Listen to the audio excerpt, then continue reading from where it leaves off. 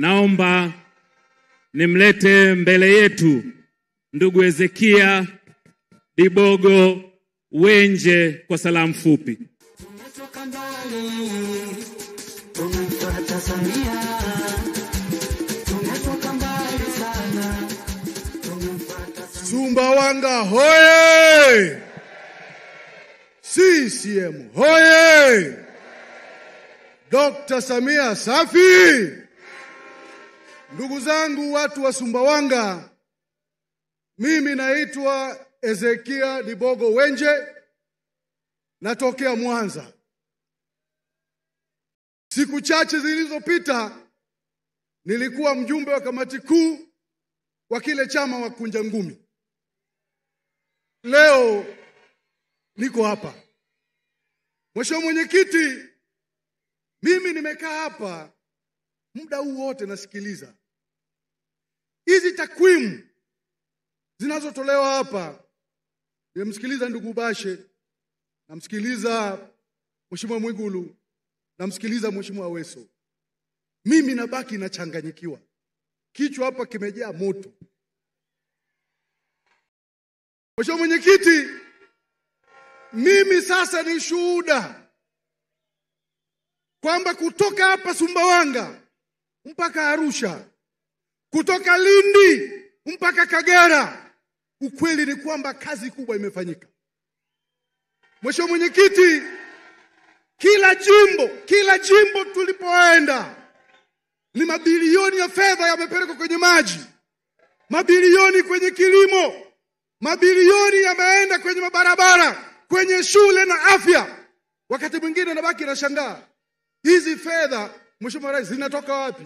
Kwa sababu ni nyingi mpaka nashtuka, yawezekana zinazidi hata bajeti ya taifa. Mheshimiwa Rais, hongera kwa kazi kubwa. Na mimi Mheshimiwa Mwenyekiti, uwekezaji mkubwa uliofanyika kwenye maji, kwenye elimu, kwenye afya na kilimo, hizi ni uwekezaji yanayogusa maisha ya wananchi moja kwa moja, unainua na unagusa maendeleo ya mtu moja moja katika taifa letu. Mheshimiwa Mwenyekiti, niliwahi kusema huko nyuma kwamba kazi kubwa ya kiongozi bora ni kuwapa wananchi wake anaoongoza matumaini ya vitendo kwamba kesho yao ni bora kuliko leo yao. Mheshimiwa Rais, Mheshimiwa Mwenyekiti, hii kazi unafanya pasipo shaka. Jana nilikuwa nasikia kuna kiongozi moja wa Kunja Ngumi na yeye anasema kwamba wao pia wanapigania wananchi.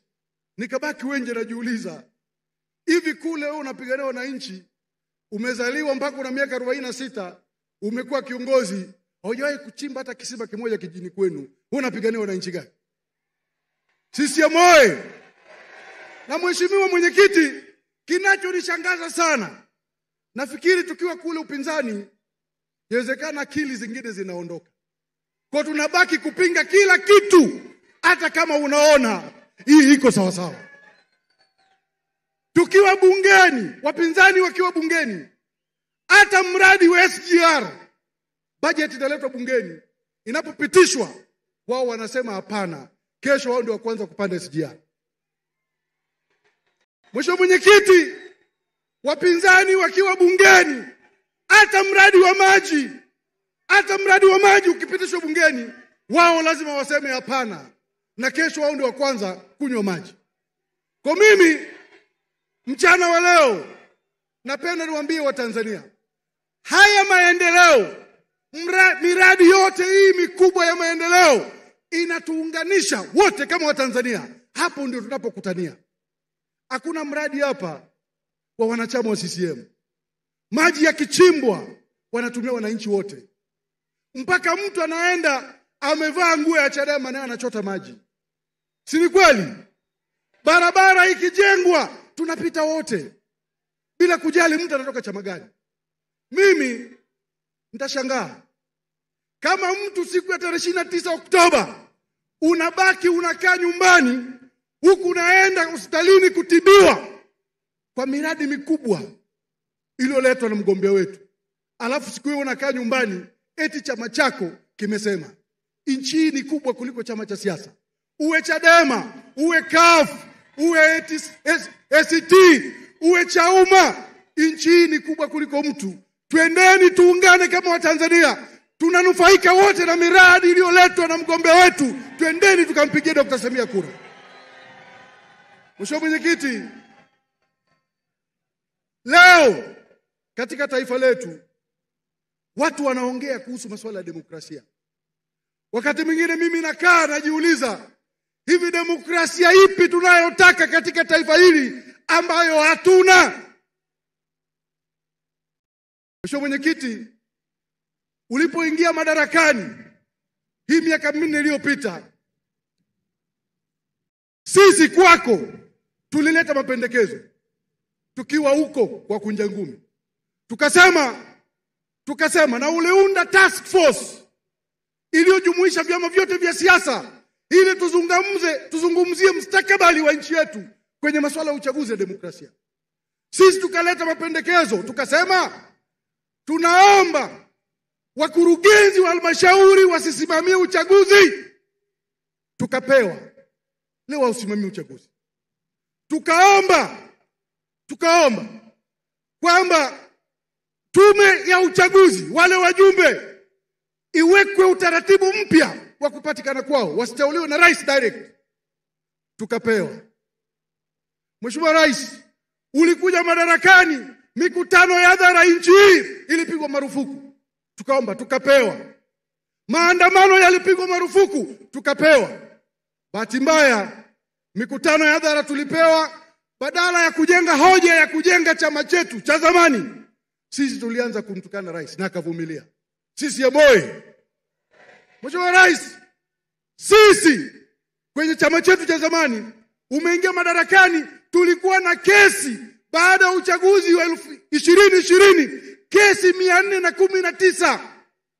Zilifutwa kesi 417 kwa haraka sana. Na hata mwenyekiti wa kunja ngumi alikiri yeye mwenyewe, akasema yeye mwenyewe personally alikuwa na kesi 6 na zote zilifutwa. Mheshimiwa Mwenyekiti, hivi mtu muungwana anakuaje sasa? Hakuna chama, haki ya Mungu nawaambieni, hakuna chama kilichobebwa na mwenyekiti wa CCM kama Chadema.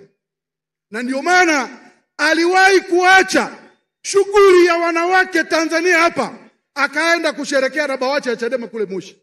Amewahi kufanya kwa chama gani? Amewahi kufanya kwenye chama gani? Ni Chadema tu.